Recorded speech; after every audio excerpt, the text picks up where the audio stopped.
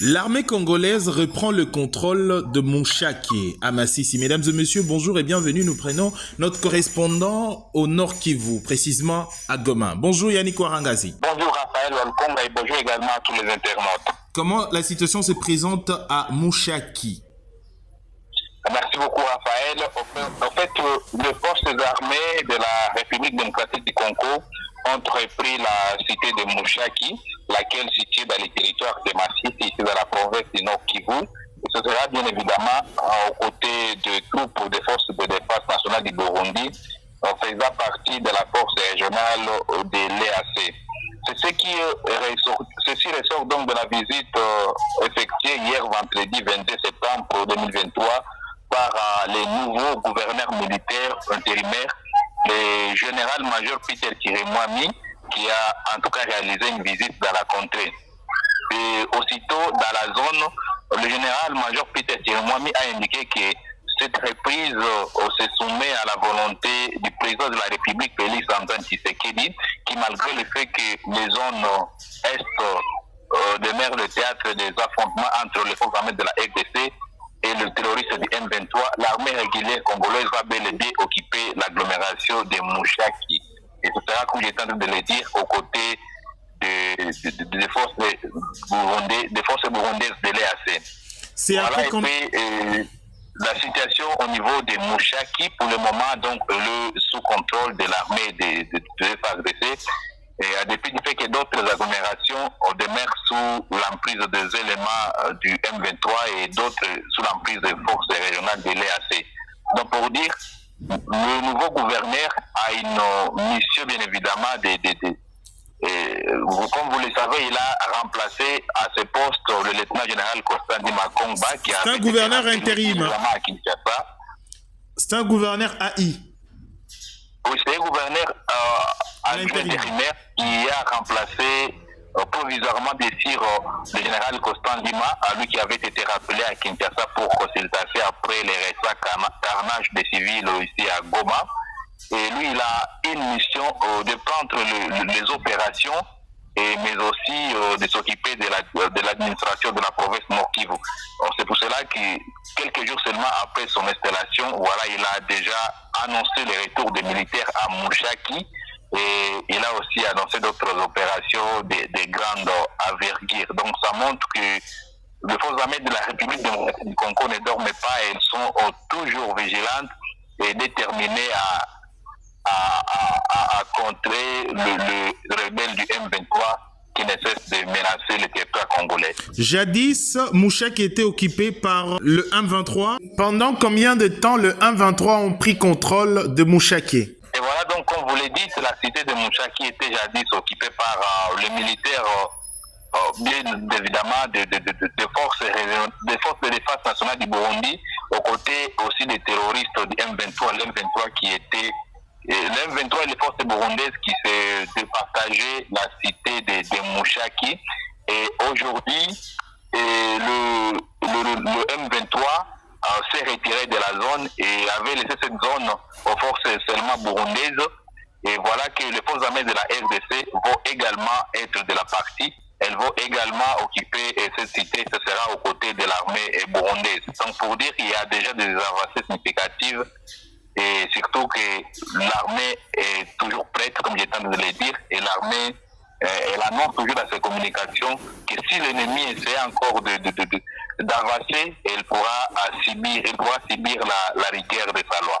Parlons de Rutshuru, la société civile plutôt des Nyiragongo et Rutshuru alerte. Et voilà, c'est depuis le début de cette semaine que la société civile du territoire de Nyiragongo et celle du territoire de Rutshuru sont en train d'alerter sur les renforcements des troupes, plutôt les renforcements de l'armée rwandaise, et l'armée rwandaise qui ne cesse de franchir selon ses structures. L'armée rwandaise ne cesse de franchir la frontière afin de venir appuyer les terroristes du M23 qui sont toujours visibles sur les sols congolais. Et ce qui inquiète au plus haut niveau, ces différentes sociétés civiles qui appellent donc à la vigilance et qui appelle les forces armées de la République démocratique du Congo à demeurer vigilantes et afin de pouvoir pousser l'ennemi et afin que la population civile soit toujours sécurisée.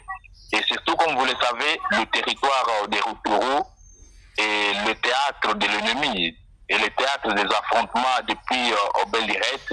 Il y a Bunagana qui est toujours contrôlé par l'ennemi et d'autres partis. Donc pour dire, le terroriste du M23 avait manifesté la volonté d'observer les cessez-le-feu, mais selon les différentes sociétés civiles, notamment des Rutshuru et celles des Rutshuru, le M23... Bien au contraire, Yannick Ouarangazi, les terroristes de M23 n'ont jamais manifesté la volonté d'observer les cessez-le-feu. Ils sont toujours dans des tueries, dénoncent plus d'une fois l'armée congolaise. Et bien évidemment, c'est exactement cela. Le terroriste du M23 qui avait annoncé dans leur communication qu'ils vont observer les cessez-le-feu, malheureusement, ils n'arrivent toujours pas à observer ces cessez-le-feu d'après les différentes sociétés civiles des territoires de Nyiragongo et de Rutshuru, puisque l'ennemi essaie toujours de provoquer les différentes positions de l'armée et l'ennemi essaie toujours de se faufiler dans la population, et c'est ce qui inquiète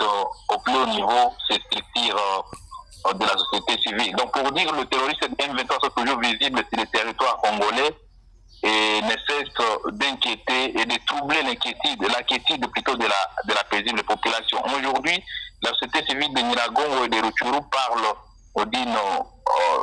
d'une avancée ou d'un renforcement de l'ennemi. Donc ça montre combien de fois le Rwanda, sous le label du M23, continue toujours de provoquer la République démocratique du Congo. Et comment la situation se présente sur les lignes de front? Pour le moment, sur différentes lignes de front, et calme, on s'observe dans les Massissi, tout comme dans les Rutshuru, passant par le Nyiragongo, et calme, on s'observe sur terrain.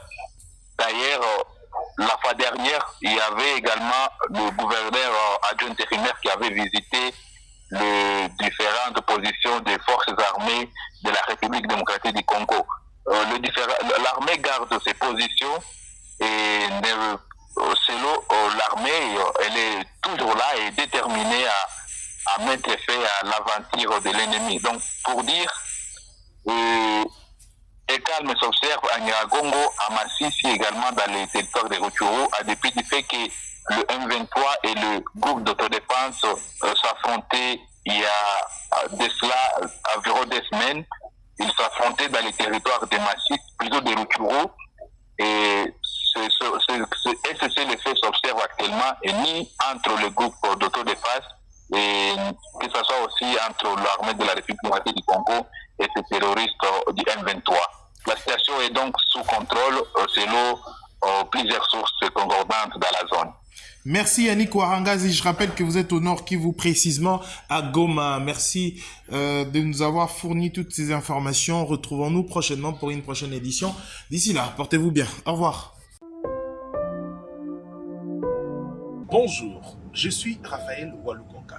Je suis ravi de m'associer à SendWave, une application de transfert d'argent qui vous permet de transférer de l'argent en République démocratique du Congo sans frais. Vos proches pourront récupérer de l'argent en République démocratique du Congo via M-Pesa, Orange Money, Airtel Money ou auprès de l'agence Union Express la plus proche de chez eux. En collaboration avec SendWave, je vous offre un crédit gratuit de $10 à utiliser lors de votre premier transfert. Téléchargez l'application SendWave et utilisez mon code promo INFO243 pour obtenir vos $10 offerts.